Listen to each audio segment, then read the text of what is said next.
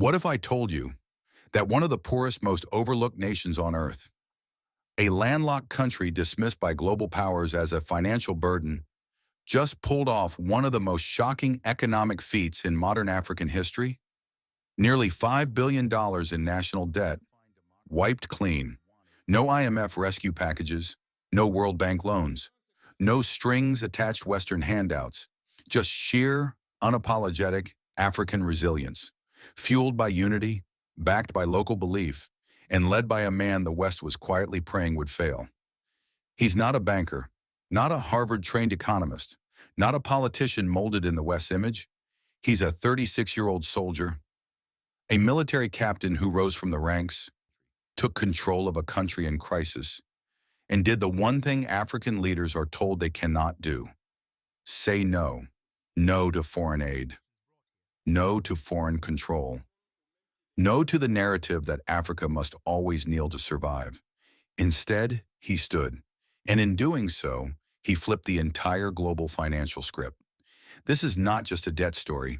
This is the beginning of a new African doctrine, one rooted not in dependency, but in dignity, defiance, and domestic strength. And it begins in a place the world tried to forget, a nation buried under headlines of poverty and insurgency, a country they called unstable, unworthy, unfixable. But today, that same country is forcing the world to pay attention. Welcome to Burkina Faso, the nation that just rewrote the rules.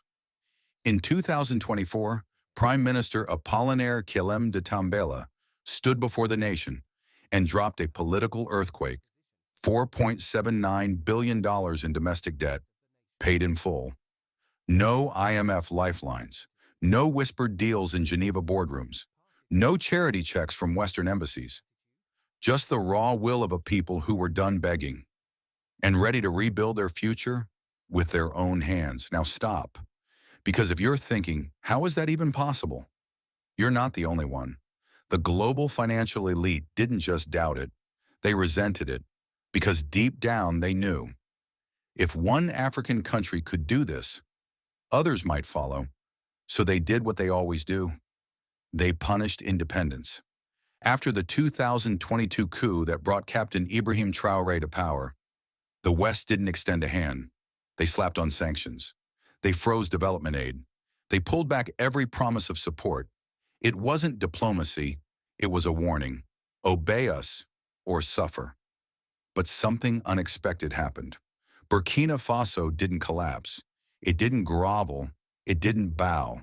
Instead, Traoré and his people turned inward. They closed the door on dependence and opened the door to something far more powerful: self-determination. What came next would defy every Western forecast and redraw the financial map of African possibility. They stopped asking, and for the first time in a generation, they started building, but not with foreign aid, not with dollars tied to political strings, and definitely not with Western pity. They turned to the one thing the world said was too weak to matter: their own people. Here's what they did. Instead of kneeling for IMF loans, they raised capital from within.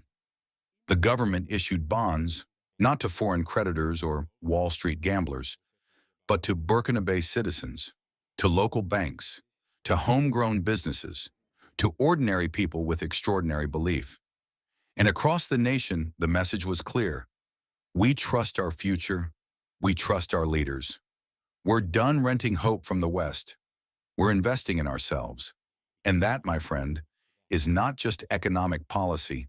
That is a mental revolution. Because for decades, Africa has been told, you are not enough. You need outside help, outside approval, outside capital. But Burkina Faso shattered that idea. They proved that a nation taught to depend could be reborn in the fires of self-reliance. This wasn't just a fiscal shift. It was psychological warfare against a legacy of control. And for the first time in a long time, the people of Burkina Faso weren't just spectators. They were shareholders in their own freedom. Now let's talk about what makes this story so dangerous to the West. Because this wasn't just a poor country paying off debt. This was a country surrounded by war, cut off by global powers, under siege by insurgents. And still, they raised billions. No panic, no puppetry, no permission slips from Paris or Washington. How? Because Traoré wasn't playing the West's game. He wasn't playing to survive. He was playing to win. While other leaders boarded flights to beg, he stayed grounded and built a financial fortress rooted in local trust. Here's what they did. They backed their bonds with Burkina Faso's gold reserves, not promises, not politics, real value. They called on national pride, and citizens answered. Because when your country finally believes in itself, money becomes more than currency. It becomes a weapon of freedom, and they built a domestic financial ecosystem where local banks, pension funds, and businesses could all profit from rebuilding the nation.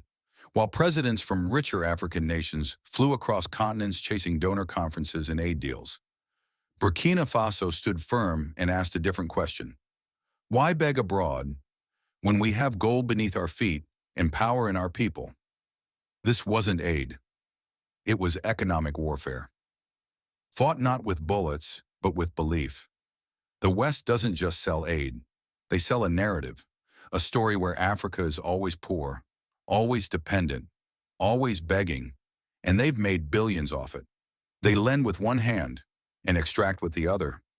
Loans laced with conditions, assistance rigged with ownership, help that always leaves Africa owing more than it received.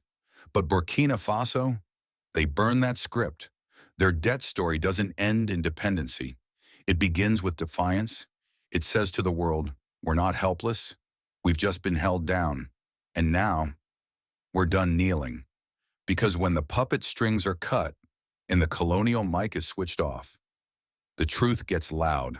Africa was never weak.